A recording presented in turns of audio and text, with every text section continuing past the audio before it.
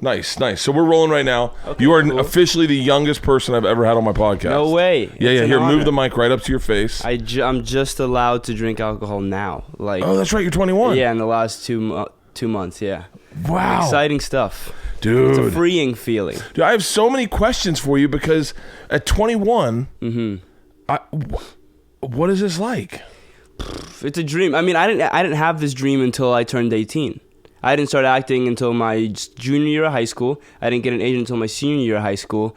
And within a few months, I started working. 2-3 years later, I'm here. So it's like, to me, I played baseball all my life. I'm Dominican. You know, I played baseball since I came out of the womb. My dad put a baseball in my hand. So since then, I've been doing that. And then to kind of have that realization, because it's such a tough thing at 16, at 15, at 17, and make that decision of what you're going to do for the rest of your life. But I started thinking about it, as tough as it is, as crazy as that sounds, to do that for everyone who's turning that age. I tried it, I freaking did it, and the first thing that I tried doing to see what I like to do, I fell in love with. So I just got super lucky. I was very fortunate that I found what I love to do at such an early age. Thankfully, I was also not terrible at it, so I started working, pretty quick. You're phenomenal, dude. I watched some of those, I don't know what they are, but they're like solo. You just deliver, it looks like you're delivering a speech to your stepfather or a drunk father or something. Oh, the monologues. Those monologues, man? Yeah, that was my moving. senior year.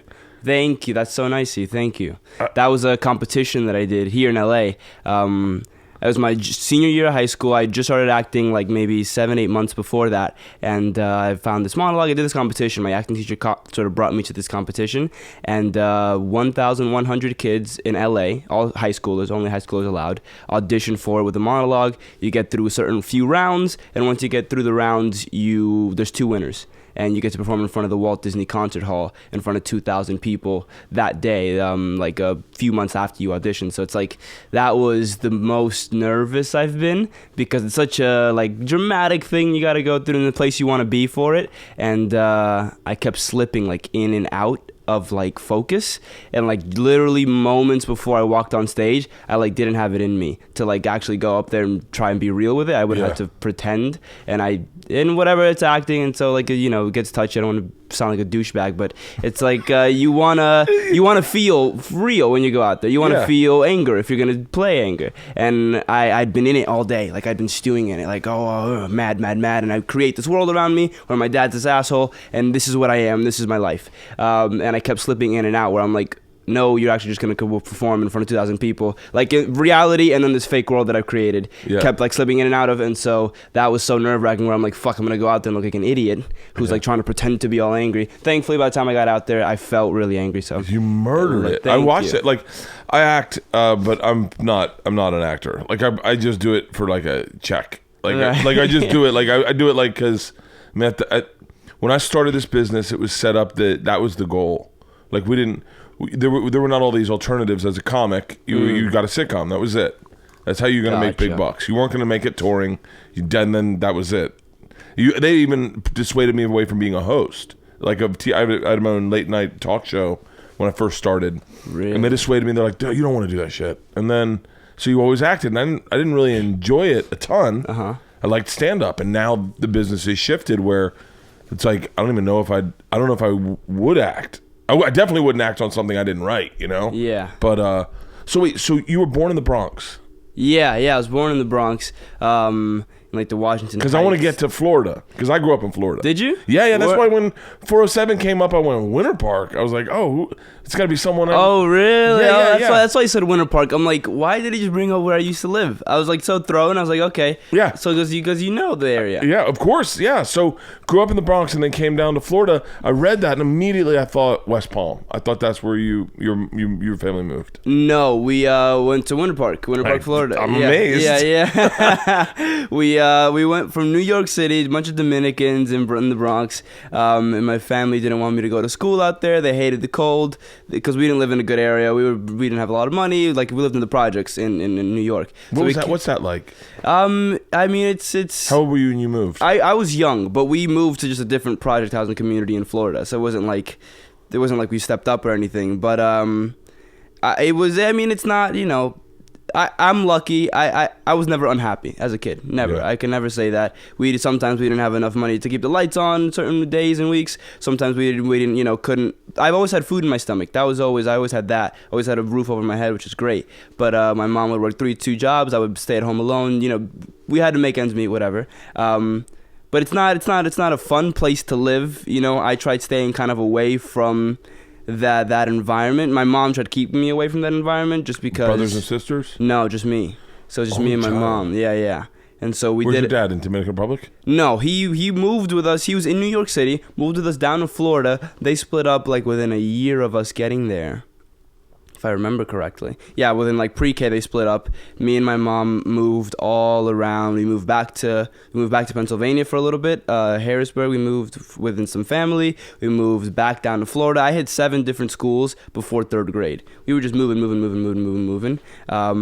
And until around middle school, I started getting settled in one school. I went all my middle school years in one school, which was great. But none of them were in the place that I lived. All the schools around me, where we lived in Orlando in Winter Park, were like DC schools. And my mom didn't want me to go in there. She wanted me to get a better education and be around, better people. And so she took me to Seminole County. I don't know if you know that. Yeah. We lived, just a different county. We had to fake our address in order for me to go to that school, just because she didn't want me, in that area. And so, it was a lot, but she did a lot for me. She helped me out. She gave me everything I needed. And I think a lot of times all people need it isn't money, it isn't whatever. I'm young still, and I don't know the keys to life yet, but I think a simple answer is just love. And if you have that with someone else, if you have that connection with other humans, with other people, I think you'll be pretty happy. You'll be all right. Yeah. Were you aware of being broke as a kid? Yeah. I wouldn't ask for anything. We didn't have birthday parties. We didn't have Christmas. We didn't have any of that. You didn't ask for anything? No, I never did. And my mom and my dad were super grateful for that, because they tell me, like, we don't know what it is, but as a kid you would never ask for anything. And because I knew we didn't have any money. I saw it. We didn't have money. And it wasn't like a thing where I was like, we don't have any money, I can't ask for this. It was like, we better save up. I don't have any money because we don't, whatever. I have never been a thing for like gifts and getting gifts, but it also turned on me, backfired, because I'm shit at giving gifts too. I can't think of anything, and I don't know what to do. So like Christmas is coming up.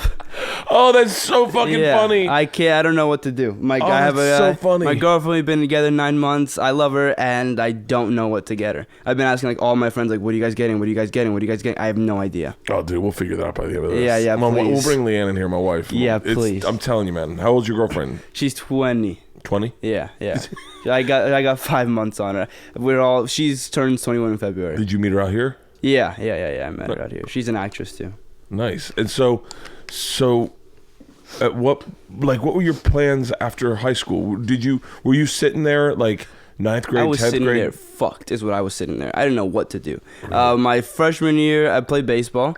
When I was in Florida, I played second base in field. Yeah. What school? I played in Florida. I played at Edgewater High School, and here I played at Santa Monica High School. Oh, that's right. You came out here to finish your high school. Yeah. I came out here Santa Monica High. Yeah, exactly. That's got to be culture shock. I want to talk about that in a second. Yeah. So, but Florida baseball is competitive as fuck. Yeah, I grew up playing shit baseball on that team. I was bad. Oh, for real? Yeah. But you're Dominican. I know, and that's why it was so embarrassing. I was like, I should have been the best one on the team just by default, and I wasn't.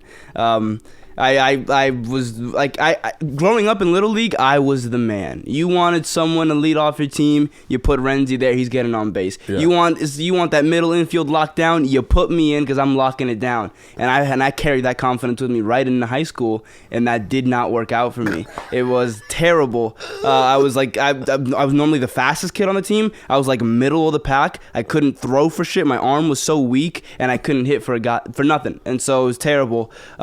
But I came to LA my sophomore year. My stepdad had a potential job out here in LA, and he came out looking for a job, didn't get it, but they were like, we loved LA so much, we want to move. Do you want to move? So it wasn't hopes of acting that no. It just was like, they just said, you want to go? And I was like, hell yeah, I want to go. I had just switched schools again. I had done all my middle school in 1 year.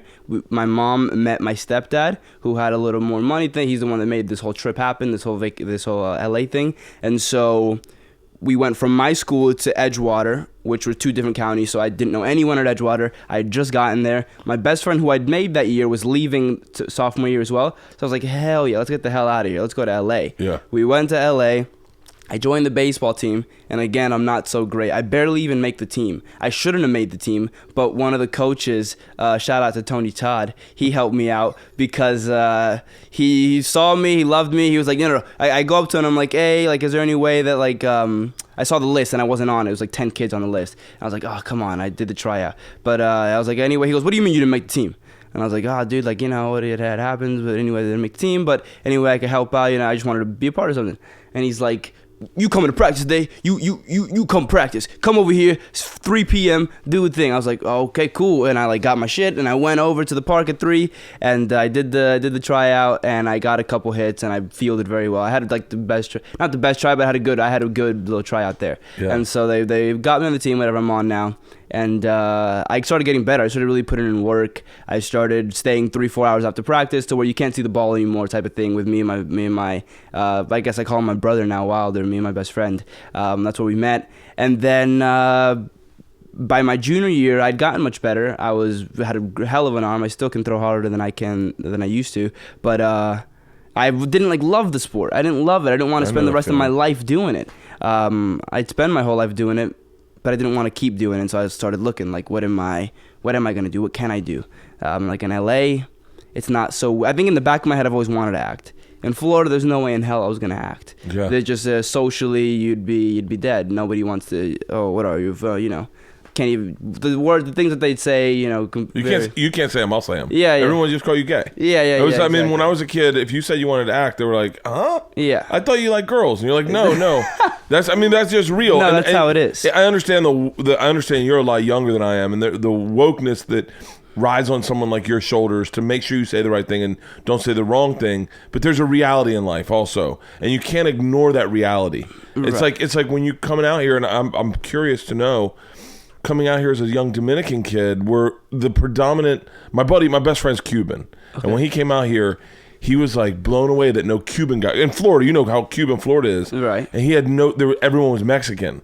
And everyone just assumed he was Mexican, and he used to drive him nuts. He was like, I'm not Mexican, I'm Cuban. Yeah. It's like, you don't mix up Latinos. Yeah. But what was that like coming out here as like probably the only Dominican kid in all of that high school? I'm sure of it. I was. I didn't see another one if there was. And coming from the Bronx, even down to Florida. Florida is a very diverse Latino. Population. We found our Dominican community there, especially my dad. My dad makes 1,000 friends a minute, and so he found all his Dominican buddies. And I grew up around Dominicans and with Dominicans. My grandparents Dominican. I grew up all around Dominicans. Yeah. Come out Speak here. Spanish? Yeah. First language is Spanish. Claro que sí. Look at you. Came out to LA and no Dominicans. Yeah, bunch of Mexican people. And that was different for me. It was like immediately I hit like rock bottom schooling wise. In Florida, school is 1,000 times easier. I don't know what it was. I did school in Florida, A's without even doing a single ounce of homework. I come here, still didn't do any homework, so granted, but I C's, I got a D in geometry, C, B, and if I'm lucky, an A in like gym or something. Yeah. It was like tough for me, and that is something that I'd never dealt with before, was doing bad in school. And I mean, it seems like, not a big fucking deal, right? Whatever. But to me, it was terrible. Like, I wanted still to go to college. I didn't end up going to college, so I'm fine. But I wanted to, and I had dreams of, and then that was all kind of being shattered by the fact that I couldn't pull my grades up, and I tried. I really did. I just couldn't figure it out. It was mainly geometry. But anyways, I came down here, and it was weird, but... to not have that, like, instant community. Yeah. It's when, when you go in, especially when you go into a school and you see people like you, or you can slide into Spanish, which, like, growing up in Florida, that was all... I mean, we spoke Spanish playing baseball. I mean, I still to this day, I can't do it now, but there's phrases we'd say playing baseball growing up that you just say them in Spanish. Really? Yeah. Because I caught a kid who's Basque. His dad was from Spain. So his dad his dad didn't speak that good English, so he yelled him in Spanish. Yeah, from the stands. So I had classic. I had to know what he was saying. But it was Florida. We all took Spanish when we starting in like 5th grade. Right. I think you started in 5th grade. You get Latin first in 5th grade, 6th grade, 7th grade, 8th grade, 9th grade, 10th grade, 11th grade, 12th grade. And then everyone that whole boat? Everyone that went to Florida State took Spanish every fucking year. You went to Florida State? Yeah, I went to Florida State. Oh, I've heard that's a good time. Dude, you have no idea. That's the one thing that I feel like I missed out on in college. Is just like the fun, like the good times, the party. Like I'm just getting into it. Where like I like to go out and have fun, and I like to dance and meet people. And I feel like I missed out on that little. You didn't miss out on it. Here's the thing I'll say. I remember coming out here. Like I didn't start this business until I was 26, and so I remember coming out here and being like, one of my friends was a guy named Dane Cook. Oh, hell yeah. I'm assuming you know him, but I didn't want to assume you did. And he had moved out here, and him and like another friend of mine, Jay Moore, they'd all moved out here when they were like 18, 19, 20, and their careers were so blossoming while I was just finding my footing. At like 30 years old, they're all, movie stars, and I was like movie stars. Right. And then I remember being like, fuck, man, I fucked up. It's just a different shift of experiences. The things you'll experience out here are so globally different, meaning like culturally different. Your DNA will shift because of your experiences out here. That a kid from Florida State, I'm not shitting on us kids that went to Florida State, right, but your perception. This is a perfect example. This is a joke I put in one of my specials. I didn't know growing up. I learned this when I was 29 years old. I didn't know that Japanese people couldn't understand Chinese people at all. I thought they were similar languages, like Italian and Spanish, like pantalones, pantaloni, or like New York and Boston, like, hey, back ahead, go fuck yourself. Right. I found out they were totally different languages one night. And my buddy's like, you didn't fucking know that? And I was like, no, how would I? I went to Florida State. There was like, and that's right. So those things that you'll experience in life are so, you'll be spiritually awoken way before a kid your age that's going to a state school. Right. You won't run into you're right. It's experiences. It's the things that hit you, that life just kind of brings you to. You just can't let I want to get back to you, but you just can't let this business fuck you up, and it can fuck you up so bad. Yeah.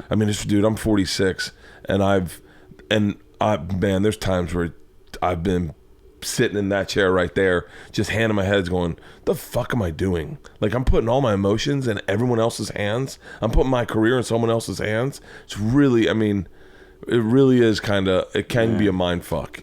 And don't even write out the drugs and alcohol and the women and the hangers-ons, all that shit.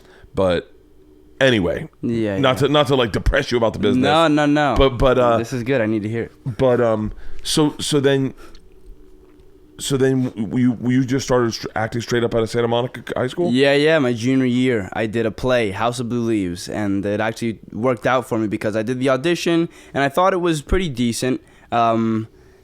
And then it was like and I ended up getting like a one-line part, which for me, I was like through the roof. I was like, yes, I'm in the play. Like I'm in. Like I made it. Yeah. And the kid who had like, I guess the second male lead dropped out because it wasn't the first male lead. He wanted a bigger part. High school drama. You gotta know about it. And so he drops out and I get it now because I was the third. Well, I was like the fourth male lead, but anyways, I get that part now. And so now I have a pretty good part in the play, and I'm even happier. So we do the months of rehearsal, and during the rehearsals when I knew, I was like, I fucking love doing this stuff. I was like, what is it about acting that you like? I don't know, man. And I've asked myself a couple times, like, what is it? Is it just like am I so narcissistic that I just like the tension, that I like performing? By the way, that's okay. Me and my youngest daughter, Isla, there's a thing where when I have a hard time sharing the stage with people because I need it. I just need it. I'm the most comfortable I've ever been when I do stand up. Yeah. I can be nervous as fuck about my flight Sunday morning, but the second I get on stage for that late show, the second they say my name, it disappears and I'm more comfortable than I've ever been in my entire life. Wow. Yeah. There's something about it, but it's very similar. But I get nervous even before I do it. Like if I know I'm going up, I'm nervous.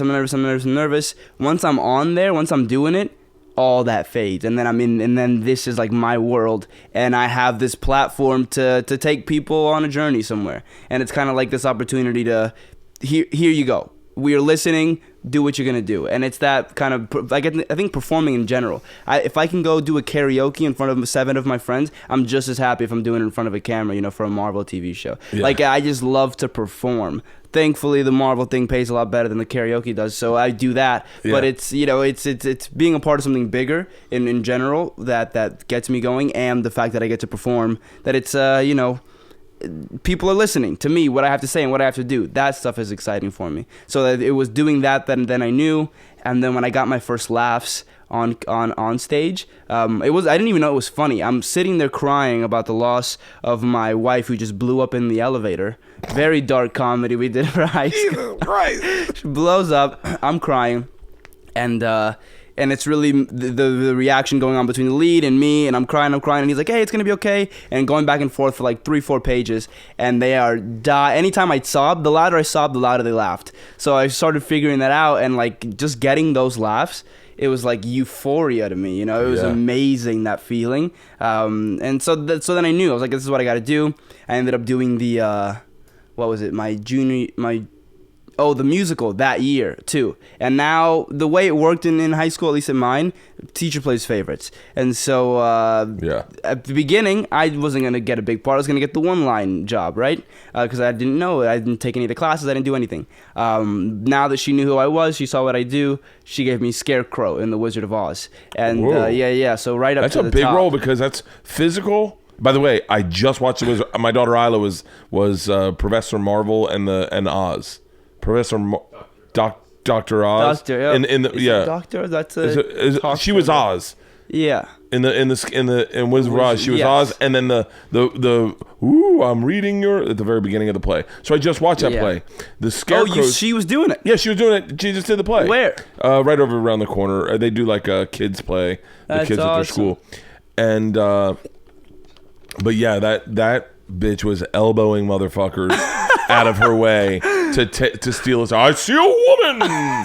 She like and whereas my other daughter Georgia is just like, I would rather be directing the play or painting the backdrop. She's like, I don't need to be in front of anyone. But Scarecrow's a really the Scarecrow and the Lion. Tin Man, it's not that hard of a role, I think, Right. Scarecrow and the Lion are really hard roles. They were fun, man. I mean, it was fun for a lot of it because the musical aspect to it, that part kind of scared me because I'm not a great singer. Yeah. I think I can do okay. I'm not great. I'm not good. I'm like decent. I was decent enough to get the part, I guess. I got it. I did it. I liked it a lot. I did, honestly, halfway through started grinding on me just because it's such a kid's thing, and I was just starting acting, and I want to get deep. I want to get into character, that kind of thing. Yeah. So I didn't want to do The Wizard of Oz, but I had a good time anyway. I got on stage. At the time, it was the biggest I performed in front of. And then my senior year, we came around, and I did a play that I got a pretty good part in. Yeah, the Clybourne Park is the play that is what it's called. That's the year I did the 2 competitions, the August Wilson monologue competition and the Spotlight competition. And then that very year, I got my agent. I got my agent like December of my senior year, so just before the second semester started. Oh yeah. By about a month in, I'd gotten a job. Thankfully, I'd gotten a 10-episode recurring on Casual, a Hulu show, and then that took me out of school because any excuse that I had to get out, I was going to do it. And so I could have gone, but I'd rather have just done it independently and done it on my own and finished up. Yeah. Still got my diploma, thankfully. Still got to walk with the class and everything. But I dropped out. I didn't drop out, but I stopped going to school. And I started just working and doing that and auditioning all the time. Auditioning. While I was doing Casual, I did the 2 competitions. And while I was doing... And after the competitions, I got Teen Wolf. While doing Teen Wolf, I got Runaways. It all happened for me in literally the span of a year. Yeah. I got everything that I, wanted. No, what's that experience like for your mom? Oh, that's the best part about it, is getting to see her go through it, because it's exciting for me. Yeah. It's my life. It's changing right before my eyes. But for her, it's it always will, brother. Yeah, I bet. Wait till you have kids. Yeah. And you drive into the airport going, "Fuck, what did I do?" There's no turning back. Jesus. Yeah. Kids, what a conversation. Yeah, but so what was your mom? Later. What was the experience like to witness it to see your mom? Oh, it's like, it's, you know, because for her, it's seeing her son, who we both went through the toughest of times, now has a billboard at LAX or something. You know, it's like, what are the odds that something like this would happen? She always says it, because I always believed in you. I always thought that you would do great. I didn't know that it could be this fast, that it would come this quick, you know, being on a show, your own show, a Marvel show, of all that. So it's like she was very excited about that. I actually had a video. They called me to tell me I got the job, and I was like through the roof excited. I don't want to see that mosquito get your bite on it, but fine, don't worry. Good. Through the roof, I'm happy. I go outside to my living room to tell her, and I see Michael, my stepdad, working in this office space, and I'm like, oh, where's my mom at? And he's like, oh, she went to the grocery store. I'm like, oh my God, like I need to tell somebody now. I go back in my room, I just like circle the room 50 times till she gets back.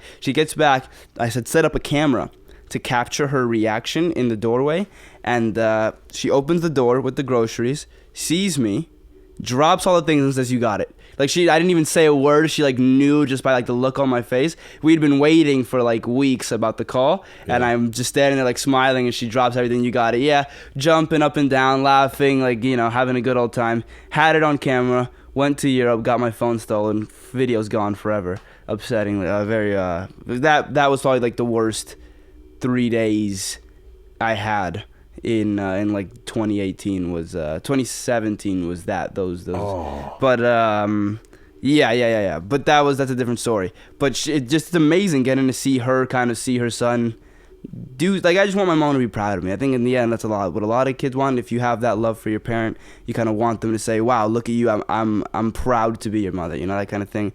And even if I didn't get the job, even if I didn't have that, I know she still would be. But it's nice, the fact that I'm doing what I love to do, and the fact that she, you know, is getting to see all that and be on the ride with me. And from my perspective, as a parent, sorry of these fucking, no, I don't know what it is. Don't worry. From my perspective as a parent, I have both sides. Like, I've seen my parents see it come out on my side, where they're like, I never thought this would happen. And then to be a parent and go like, I mean, what the fuck are my kids gonna do? Like, right. Like but you go, I'm cool with it. I love them. I want them to be happy. I don't really give a shit. Yeah.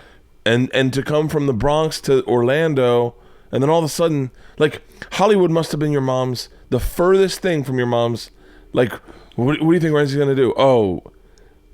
Yeah, like anything but that. Anything but. Like, that's... But she actually says that from a very early age, that she could see that she didn't know what I was going to do. She knew that I was going to, like, entertain. She knew I'd be in the entertainment business. Yeah. Because I'd get up and sing. Like, I learned how to do this Michael Jackson dance moves at, like, 7. And I would light up a fucking party like it was my job. Yeah. I would go in there, I'd do the kicks, I'd do the fucking crotch grab, I'd do it all. Yeah. And I would ignite the room. But it was a good feeling just to get in front of those people and perform. So it's like, since an early age I've been wanting to do that, just entertain. And I think she always kind of saw that a little bit in me, and she's always said that you'll do something in entertainment. So did you move out? Did you like go like, guys, I'm getting my own apartment? So this is how it worked out. So I lived in Santa Monica while I got the job, while I had Runaways. After that first season, when you actually start to see like a good amount of money coming in, then, and I'm not rich or anything, but like enough to be able to move out. Yeah. So it's a living. Yeah. I started. Everyone listening, imagine it this way. I always say Hollywood money's like this. It's, imagine if you get a job for one season on Runaways, then technically, and I think for the most of us, you just got a job for 3 years, meaning you can live off that money for 3 years. Yeah. And then so when you're on season 3 right now, so then you go, okay, I'm taken care of for a while. I don't have to worry about. I can relax. Yeah. I can enjoy this job. I can do something I want to do. Yeah. I don't have to go into the next money thing. Yeah, exactly. And it gives you freedom. And when you're a kid, you go, okay, I can lease a car. Yeah. I can rent an apartment. Yeah. You know, I can get things I want. I put a down payment on a house. For real? I got a house out in I got a house out in the valley right now. To be more broad or vague. bleep out. Yeah. Bleep out Beverly Hills. Yeah. That's great, man. Yeah. So I did the investment thing, right? To just not give away money to anyone. Super smart. I gave away all my money when I was young. Yeah, that's what everyone told me not to do. Like, listen, your rent, you're just giving your money away. Yeah. I was like, if you can save up enough for a down payment, which was always my hard part, because I was just tearing through cash. I'll tell you how much exactly I was making at the time. Mm-hmm. My first deal was. And you're saying when you like 26 when you came out here? When I was 26, when I got discovered, I was doing stand-up for 6 months, and I got discovered by Will Smith. And so I moved out here to do a sitcom for 6 figures, 100 and change. And I lived in the Universal Sheraton for 7 months, and that deal kind of went away. Meaning we wrote the pilot, Fox bought it, we didn't make it, and then it's just like no harm, no foul, fist bump, and you go on your way. And then the very next year, I got another deal at CBS for 100 and change, like 150, 70 or something. So now I've got probably 300,000 in the bank, and then I get a TV show. I was making $5,000 a week, and I tore through that money. I spent that money. I remember I had a business manager, and I remember at one point he's like, "Are you sick?" And I was like, "What?" And he's like, "I mean, are you trying to get rid of this money?" No one ever picked up a check around me. I'd go to bars. I'd buy everyone drinks. No. Oh, dude, I was embarrassed to have money, partly. I was embarrassed to be wealthy. Oh, yeah? And like, I was embarrassed. I didn't want people to think. I was embarrassed about it. I was like, I didn't know how to. To this day, I still have an issue with it. Like, I don't. Like, if I had a friend who was broke and we were going to get drinks, I was like, well, it's not fair that he's got to keep pace with me, meaning like that we're both, like, I know he doesn't have any money. Right. And so I'd be like, I got this. And if we went out to dinner, I'd be like, don't worry, I got it. And no one ever paid for anything around me. Wow. Adversely. Even like big groups? Dude. Oh, you see, that's where I'll back out of that one. One-on-one with me and my buddy. He's going to college. I'll help you out. I'll get a meal. I don't care. Yeah. I'll get you a drink. Let's get a drink. Yeah. No. If there's 6, 7 of us, are we splitting this? How many ways? What are we doing here? That's very smart. Well, I think also you probably grew up without money. Yeah. I grew up middle class. Okay. And so the second I got money, I was just like, I don't know. It's like if it's middle class guilt, or I don't know what it was. Did you ever look up at the people who did have money and be like, oh, fuck these guys are assholes? No. I looked at them and I was like, and they always picked up the bill when I was around. Okay. So like if I was around someone, so you like this is what you do. It was like trickle down. I still pick up a lot of checks. I don't let a lot of people pay around me, but now I'm in a different situation. At that time it was a fixed income, and then I lost the show. And I lived in an apartment. I lived in a house. I lived in Cecil B. DeMille's old house, in the hills. Whoa! Wait, dude, so did you bought the house with that money? No, I rented that house. I leased the most expensive car I could find. Like in my what I thought I would like I'm a single dude in LA, and I buy an Expedition, like the biggest truck you can find, and I just was, and it was like, I remember I told my wife, I met my wife, still had money, had done a couple more TV shows, still living in this house, still, now I'm at least in a Yukon Denali, like I'm just tearing through cash, and I tell my wife, let's go to Europe. Like we just started dating, like let's go to Europe. How many months in?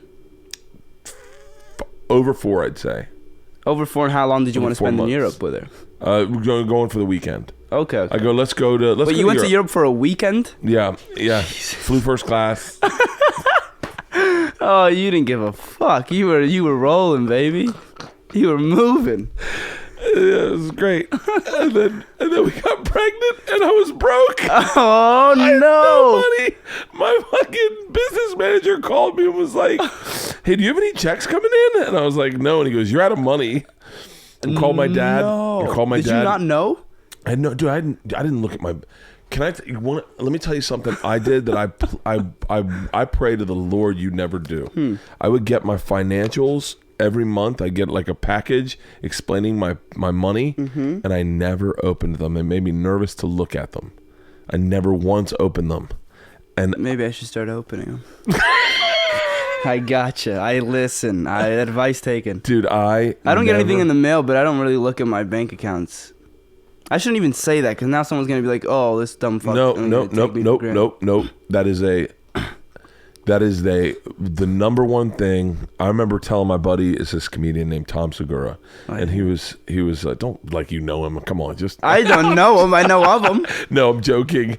He's one of my best friends, and so he is.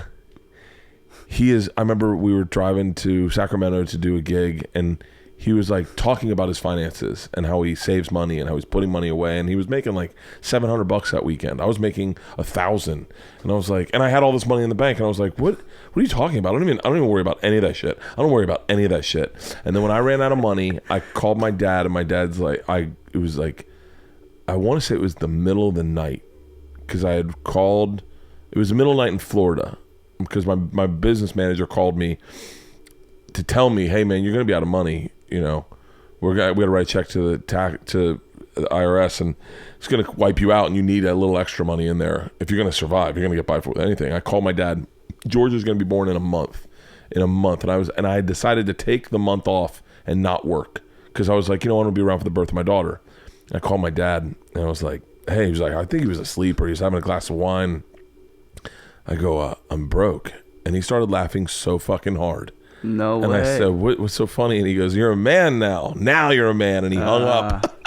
No. And I was like, wait, what the fuck? And I sat there with that. And I remember I got in my bed and I laid in my bed and I was like, oh my God, I have no fucking money. I have no money and I have a kid coming in a month. Oh, I was like, what do I do? I was like, I gotta get his job. I gotta get a job. I was like, oh my God. And then all your ego gets involved. Like, you're like, wait, I'm a fucking working actor, comedian. Like, I gotta get a job. I gotta get a job. And my dad called like 10 minutes later, and he goes, listen, don't worry about this. He's like, I will help you get through this month till your daughter's born. But then you gotta hat in hand, go to every club, you need to get yourself on the road, and you need to work. And let me tell you something, that running out of money was the best thing that ever happened to me, because I've never not paid attention to my financials since. And I worked when Georgia was born. She was born on a Tuesday, and we had to induce labor to make sure that she was born on a Tuesday, because I had planned a 2 months of road work straight. And so we're like, she needs to be born. She needs to be born now. And so she was born on a Tuesday. I got on a plane Thursday morning, flew to Miami, and worked that weekend and every weekend after for like a year and a half. Every fucking weekend. And to this day, I think I'm a workaholic. But I just go make what is it? Make hay while the sun shines, you know? And so it's like basically fucking work when it's sunny. Like, get the work done. Get the work while you can. Yeah. Get the work while you can. And but man, wow. Dude. So that fear was real. Sitting in that bed for those 10 minutes when your dad hung up. My God. I was like, that was hard, huh? Yeah, but that happens. Yeah. I'll tell you adversely, you should definitely take a finance class. Go maybe online, maybe get like do you have a business manager? Yeah. Maybe ask. Well, no. I have you see, I need to know more. Yeah. I have this is what happens to us, man. And this is I think most people go, how can this happen to someone like this? Like, to both of us. Right.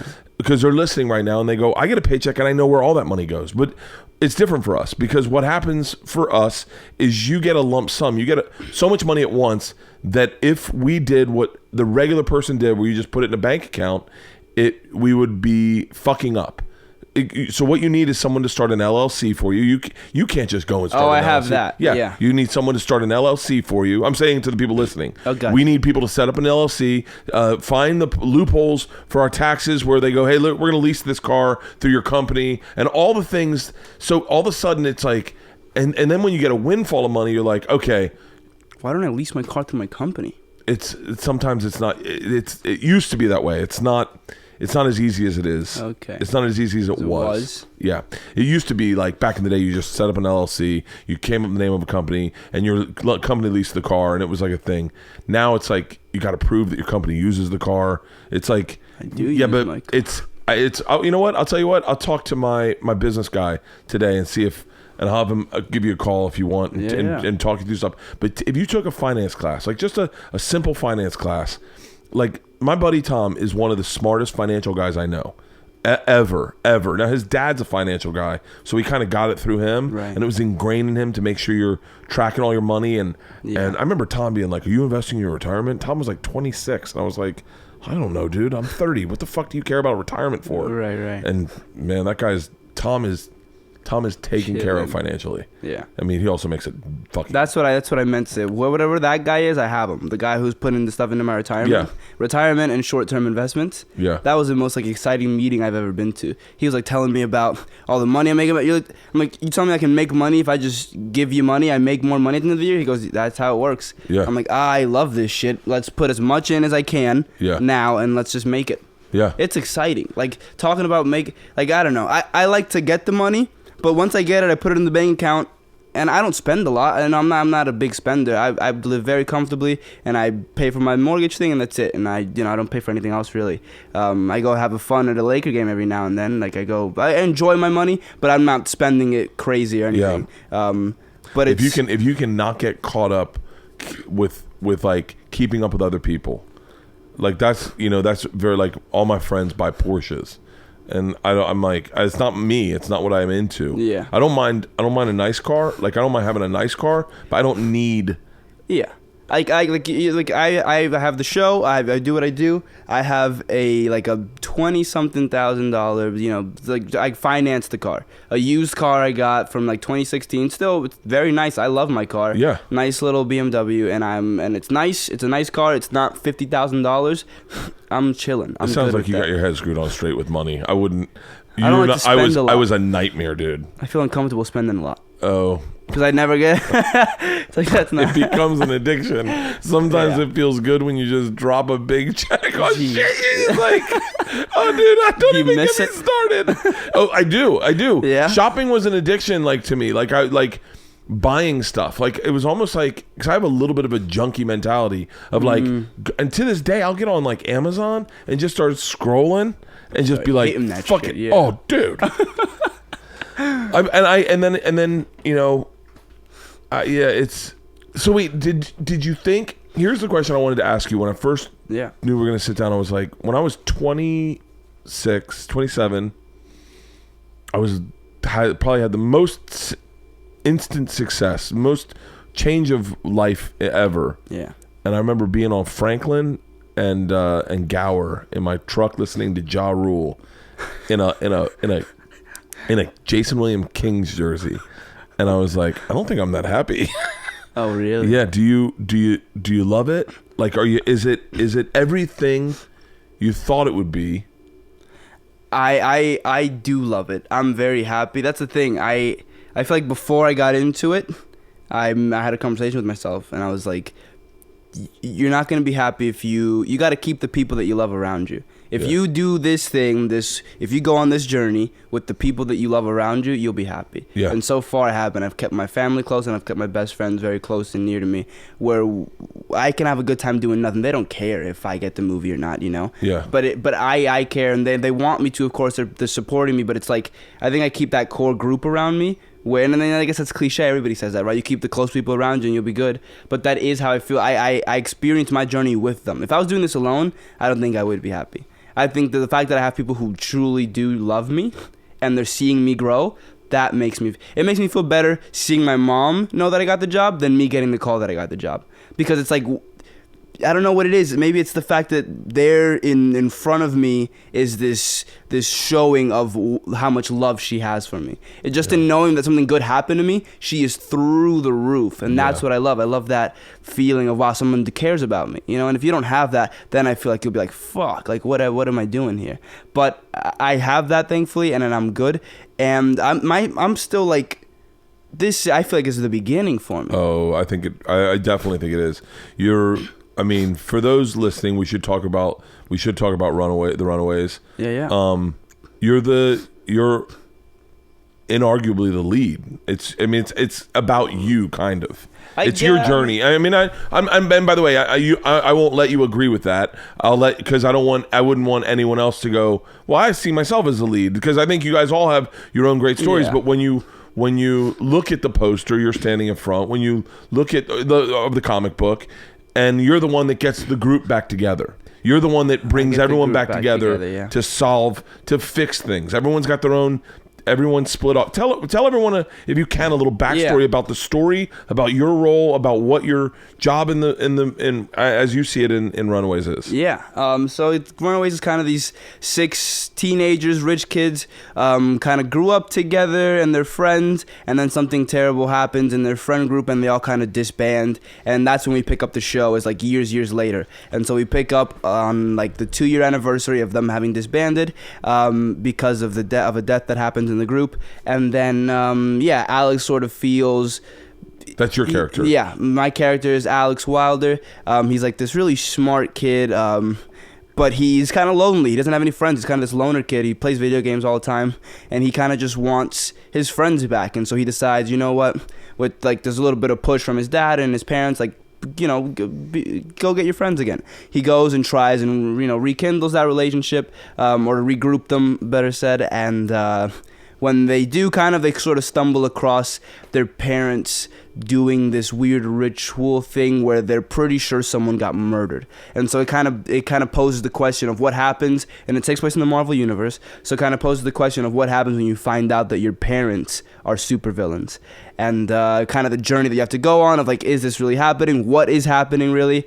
And if the first season, where the second season's coming out in December, December 21st. And if the first season's kind of an origin story about these kids and them getting back together and they're finding their powers, the second season is like, we're taking the fight to them and we're fucking, you know, the stakes jump through the roof in the second season. Yeah, it's really exciting. What can you tell me about the second season? Because we watched the first season. Oh, really? Oh, to the point where I would go on the road and Georgia would be like, Dad, Runaways comes out tonight. We're gonna watch it without you. And I'd be like, I was like, the fuck you are. I pay for that goddamn Hulu. You will not watch it without me. But we'd all get together. The whole family watches it together. Way. Oh, we love it, man. Oh, that's amazing. Runaways was, when we talk about buying presents, I'm not good at buying presents. I'm good at spending money. Like I can, but it's never something someone wants. I can overspend shit, and everyone's like, "That's great," but I didn't ask for that. I don't need that. Right. Georgia, I don't know timeline wise, but maybe 6th grade, 6th grade. She was like, she said she was. I'm really into this comic book. Oh, no way. And one of my friends were talking about, and I think I want to start reading it. I was like, what is it? She says, Runaways. And so I called the comic book store, and he's like, yeah, we don't have that, man. It's gonna be really hard to find. And I was like, really? He's like, yeah, you can get the complete season, but you gotta, good luck. And it was like 2 days before Christmas, a day, and I hadn't gotten Georgia anything. Ooh. And it's my favorite memory as a father. That's why I'm so invested in the show. Wow. Is that I called around and I found they had one at Barnes & Noble in Glendale at the Galleria. And I was like, and the guy goes, we got one left. And I said, dude, hold it for me. And he was like, okay. And I got out there and I bought, not only that, but I bought I ended up getting all of them. And I was like, nice. So before she even knew about the show, before she even knew about the comics, she had friends that had told her about it, and she's like, I think I would like this. And you got, like, when a kid, it's really hard to understand, but when you're a father and your child says, like Isla came up to me the other day and goes, but it's weird because they're afraid that they're trying to be cool to you, but Isla goes, what do you think about, have you ever heard about a band, Imagine Dragons? And I go, yeah. And she goes, I think I'm going to be into them. And I was like, oh, clearly one of your kid friends has brought it up to you. And then you're running it by me as your dad to see if it's okay if your kid listens to them. Yeah. But her friends had said something about it, and she had heard about it, and they were talking about it. And she goes, it seems cool. She was into comic books, and she was like, all these kids are fighting their parents, and their parents are supervillains. I think I'd like it. It's like a teen thing, Dad. And I was like, cool. So I hustled that right before Christmas. I hustled and I got these books. I wrapped them. When she opened them, she lit up and she read them so quickly. Wow. And was like, Dad. And then she'd come back to my man cave and like holding the book. Oh my God, Dad, like you have no idea. And she would tell me about them. And I was like, yeah.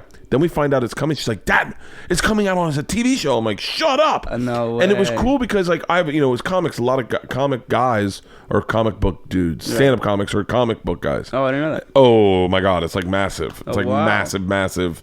I mean, there's a whole stand-up show in a comic book store at Nerdist.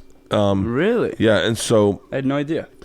Yeah, and so I would share with these other comics that are into comic books. They'd be like, "Oh yeah, Runaways is badass, man. It's cool shit." And so when it came out, she was so excited. And then Isla started reading the books, and Isla's dyslexic, and comics for a dyslexic person are very, very difficult because not only you're jumping everywhere. You're like motherfucker. Yeah. So we watched the first season, and I mean, I remember the first episode. Everyone's like, "All right, this is our family show. This is what we're doing. No way. Once a week." And so I said to Georgia, I said, "You know what?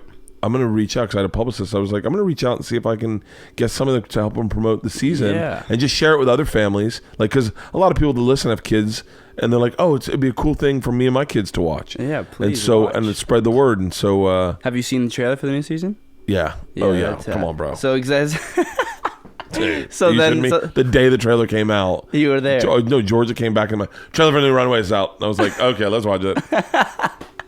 That's great. And well, so then so then based on the trailer, you can see that the action is like they gave us. I don't know what I'm allowed to say. It looks like we got a lot more money with the effects that we're doing and the places that we shot at Paramount this season. Last season we were like out in some warehouse in Tarzana. So it's like the show looks a lot better. Yeah. The story's like through the roof now because now we're on the run. Now we are the Runaways. We're fugitives. We're framed for the murder, and so we kind of have to deal with that. Then we have to deal with getting food. We have to deal with getting shelter. Like now it's just survival while still trying to take down our parents because that's our, one of our things inside. That's like they did something wrong.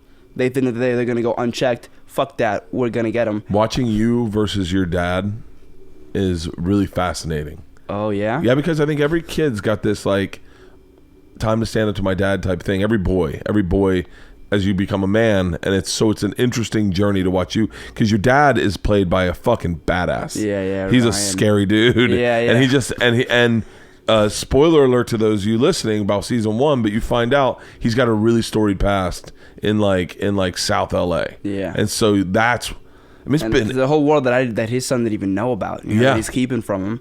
And so then as the story goes on, the more and more he feels like in a way betrayed by his parents. 'Cause it's like, so for one, you guys have been murdering people for 16 years, like that, as if that's cool. 2, you're lying. The more that I find out about you, the more I find out that you do horrible and terrible things to people. So it's like, I don't want to spoil the exact storyline, but but there's things in there that it's like you shouldn't do that to other people, to other human beings, and if you do, you're looked at as a piece of shit. And so his son is sort of pissed off. If you liked the conflict between the son and the dad, it's coming even more so in the second season. Yeah. Now, what's the camaraderie like on set? I want to get you out of here. I don't want you to be here all day. I'd talk to you forever. But what's the camaraderie like on set? How are the ages? Are all the kids roughly the same age? We're all about. Greg is the oldest. He's 26, I think. That's now. An Australian dude. British. Yeah. British. Yeah. The rest of us are about 21, 22, 23, and then Allegra, the youngest one, Molly, is I think 15 now. It's her birthday today, actually. Happy birthday. Really? Yeah. We sent her a happy birthday text. Probably going out this weekend to not going out, but going to a brunch or something this weekend. Really? So you guys all hang out? Yeah. Of course, we love each other. Yeah. It's super great. I feel like I've made me and Greg. Greg's the only other guy on set, so me and him hang out all the time. I feel like I've made a brother in Greg almost. Me and him are super cool now. We talk all the time. But with the rest of the cast, it's amazing. I love them. I love each and every one of them. Yeah. Greg, I broke my heart when I found out he's British. Yeah, dude. Because I get hung up on that shit. Yeah, we didn't know until maybe a week and a half into shooting, because he speaks with his American accent all the time whenever he's doing the accent because he wants to stay in it. Yeah. And at one of the rehearsal, we did a rehearsal with the director one day. We showed up at a Prospect studio or something, and they're just like, "All right, Greg, show him." And we're like, "What do you mean show us?"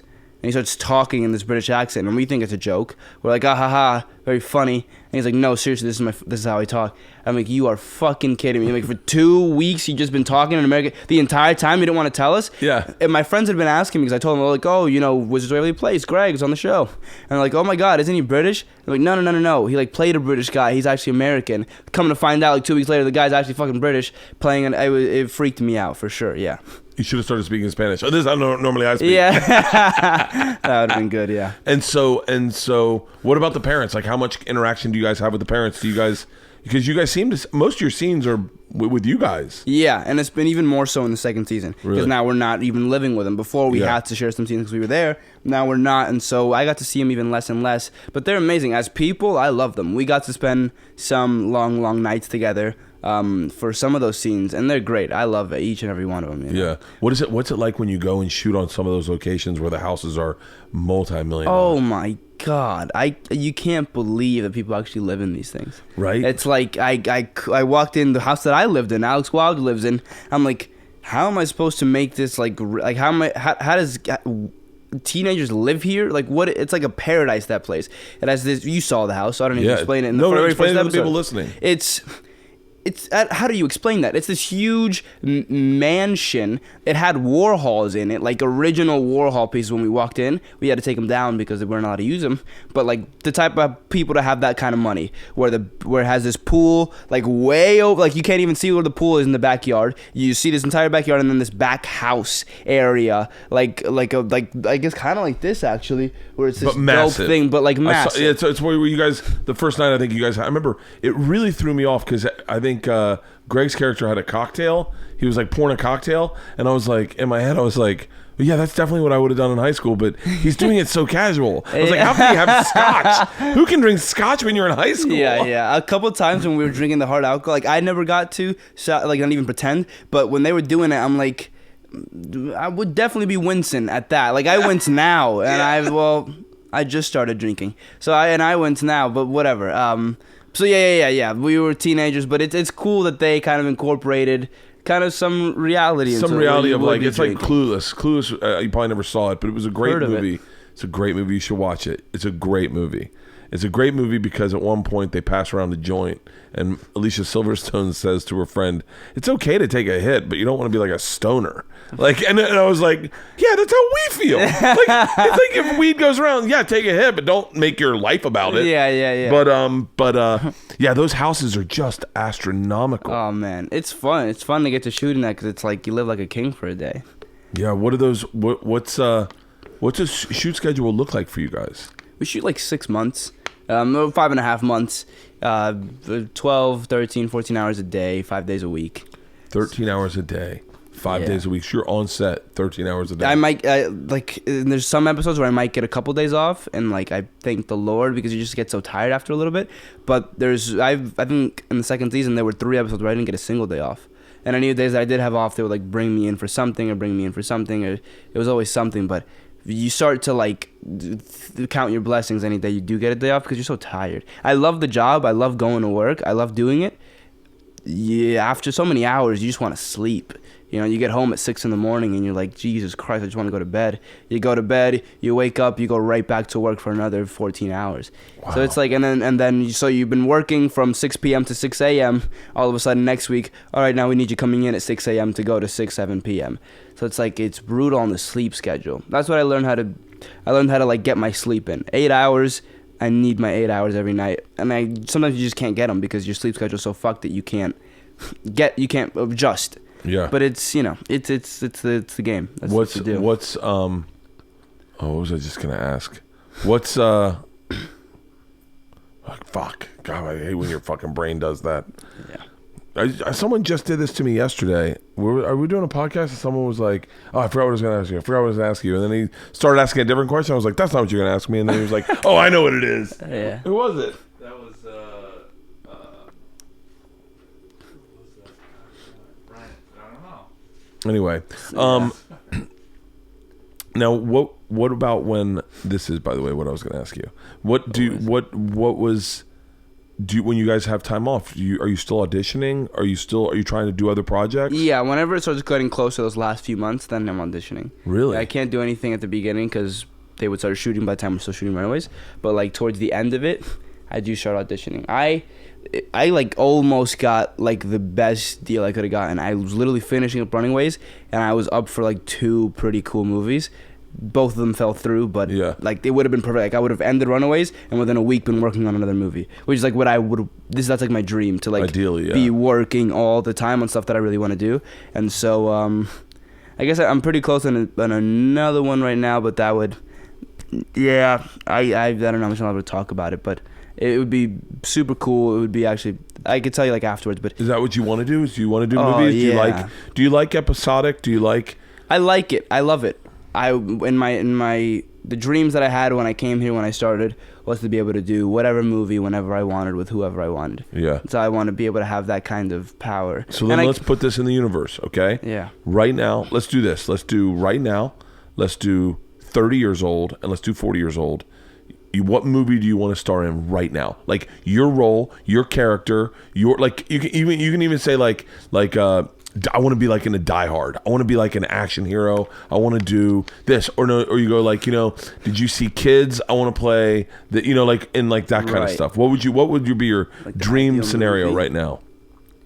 If I could do something, like if I could have been in any of those, like have you seen? That's the thing. There weren't any kids in it. But like the type of movie where Christopher Nolan, that director. Yeah. If I could do anything like Inception, if I could do anything like Interstellar, if I could do anything like any of those big concept kind of really cool movies, I would do that in a heartbeat. He's my favorite director of all time. I love that guy. Anything he does is like amazing. If I could do something like that, being like a big budget, really cool movie, I would want to do that. But that's the thing. I'd be just as happy going and doing, a independent movie that has a $2 million budget that it does really well at Sundance or something. Anything that I'm proud to be a part of, I guess, is like I don't limit myself too much. If it's a comedy, if it's a drama, if it's something in between, as long as it's something that I'm like, this is a cool story, I really want to tell it. Whose career would you like to have? When you look at movie stars or celebrities, whose career would you like? I wouldn't mind Leonardo DiCaprio's. Really? Yeah. He gets to do whatever he wants with whoever he wants, whenever he wants. Like, if you see the directors he's worked with, it's like, that's what I want to do. I want to be able to make amazing films with amazing filmmakers. So what are your top 5 favorite directors? Oh, man. Christopher Nolan at the top. That's a tough question. Say favorite director, favorite movie. Okay, so Christopher Nolan, Inception. It seems like it was a movie for you. I wouldn't say Inception. Christopher Nolan.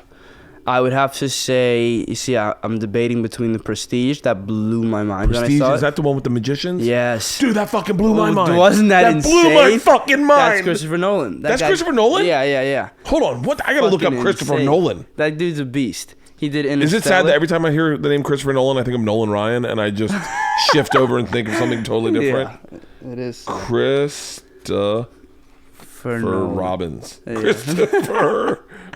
not Christopher Robbins. Hold on. Christopher...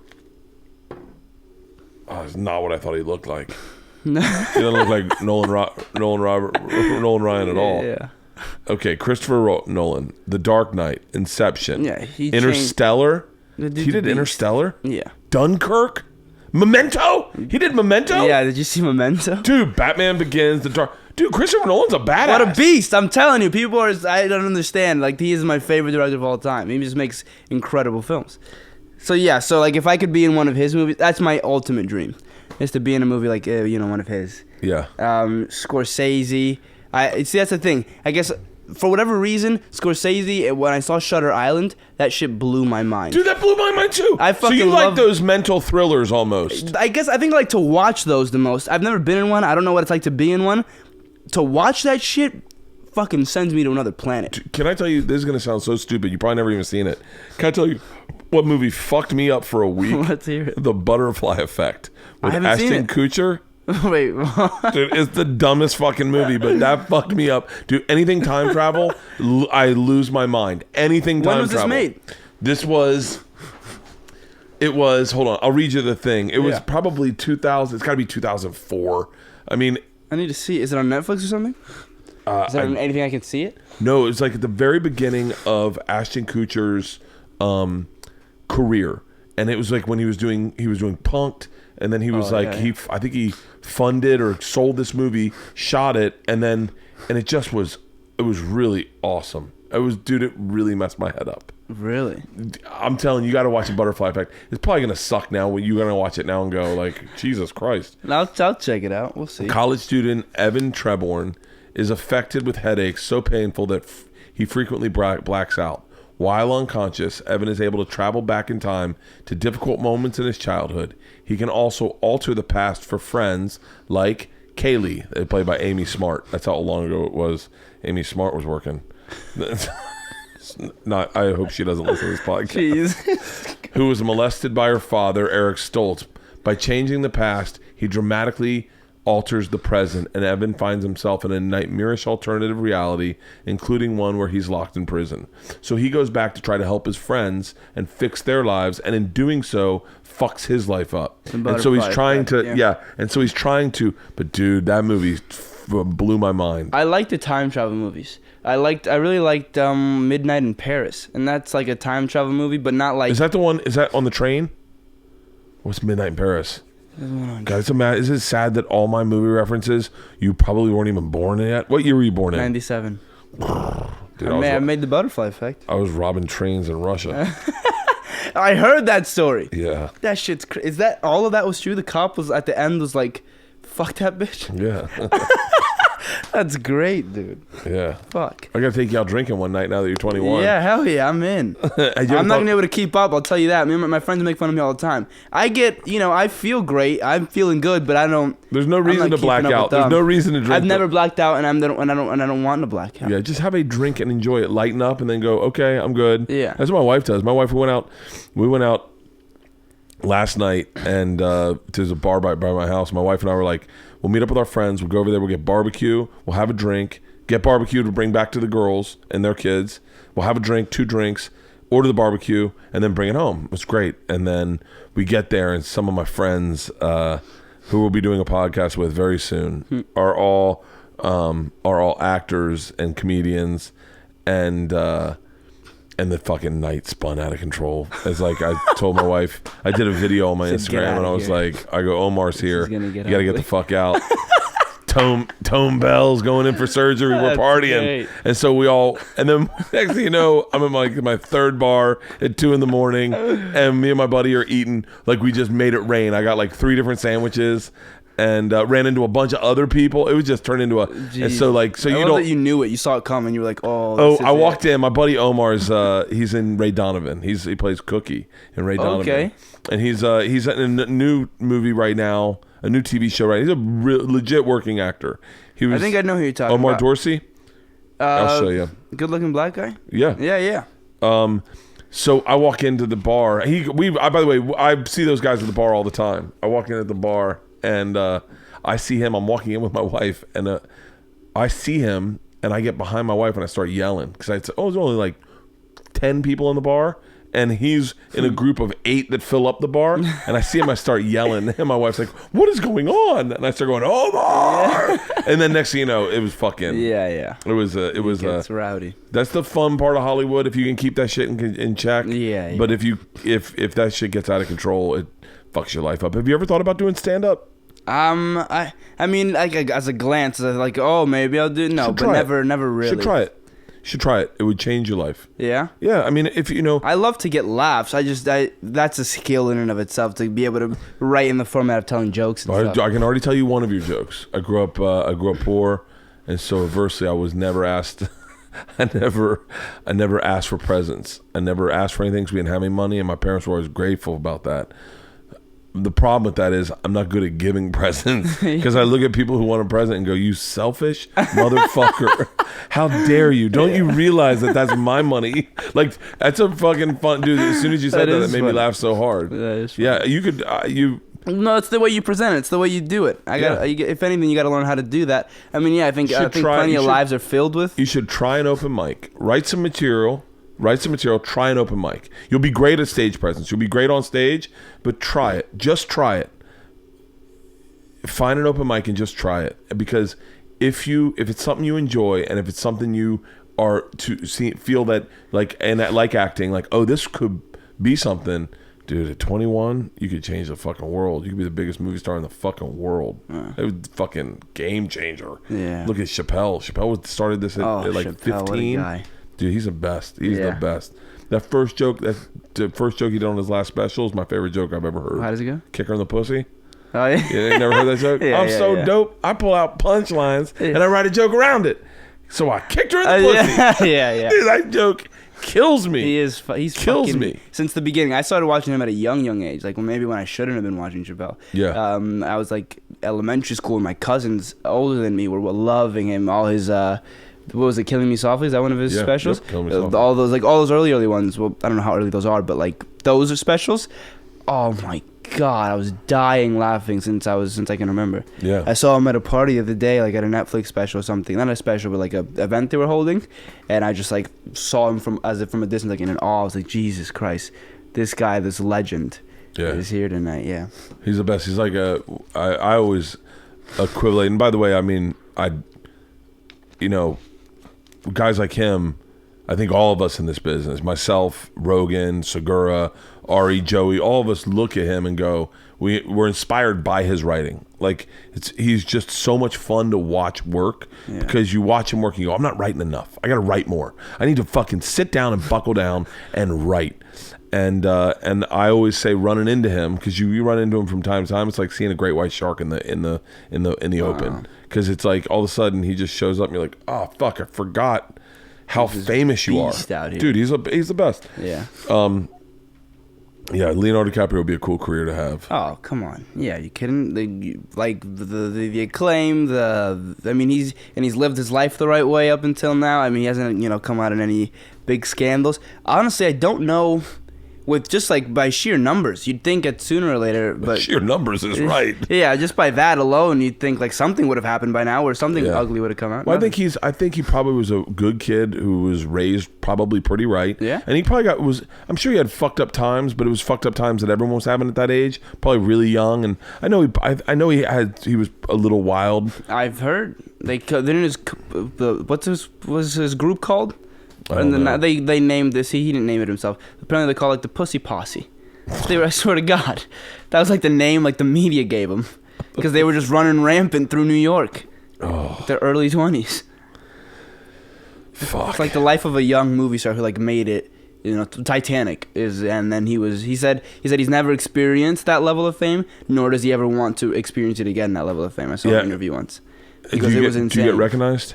I get recognized every now and then. Yeah. Yeah. Yeah. I got recognized the other day. I don't mind it. I do like it. At the stage that I'm at, I like it. It's not nothing crazy where it's like annoying. Yeah. I got recognized at the urinal the other day at a karaoke bar.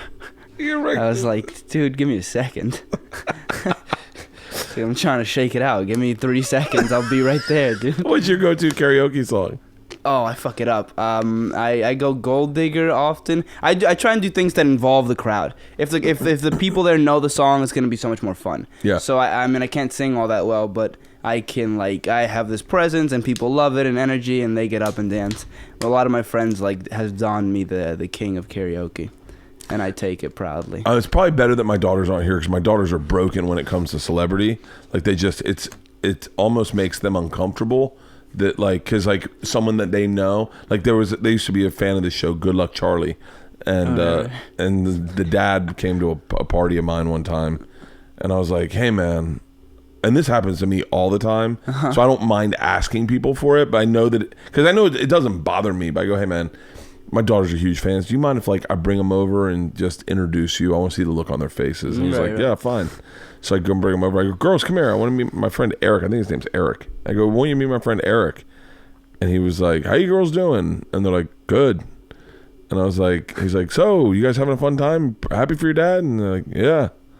And he's like, okay. Like, all right. Yeah. So, cool. Good. And then they leave. I go, George. I go, George, what the fuck? I go, that's the dad from Good Luck Charlie. And she goes, yeah, I know. I go, well, wait. What? How come you just blew him off? She's like, what, was I supposed to lose my mind or something? And I was like, yeah, I would have lost my mind if I was a celebrity. Yeah. She was like, Dad, he's on TV. It's not a big deal. And then I'm realizing, I'm on TV. I guess it wouldn't be a big deal if your dad, if you see your dad get recognized and then you go, I don't want to, Isla does not like that shit at all. No. She doesn't like, getting shit, because she gets, people recognize her. Because I talk about her in my special. Oh. And she doesn't like that shit. She goes, I don't like people knowing me that I don't know. I don't want someone knowing me that I don't know. That's so funny. Yeah. But dude, continued success on all this, man. You couldn't be a more down to earth, just humble, fun kid. And anytime you have anything you ever want to promote, I have an open door policy. Literally, if you got something coming out and you're like, I'd love to get some eyes on it, dude. Anytime, I'll give you my number. If you ever want to go to the store and hang out and like come see some comedy. Oh, that's my favorite thing to do. Yeah. I go to the Improv all the time. Oh, I have do you really? I have a couple friends that are comics, and they like give me the ticket, and I go in and I sit there all night having a drink and just laughing my ass off. Well, dude, the Improv, the store, any of those places, if I'm around, if I'm on the road, it's a fucking nightmare to get me there. But if you see that I'm there and you want to come to a show, text me. Oh, yeah, absolutely. I love that shit, dude. Yeah, and I'll introduce you to all the guys backstage. Oh, that'd be too cool. But it's awesome. It's been a pleasure meeting you, man. Oh, thank you, man. I appreciate it. Yeah, continued success. Thank you.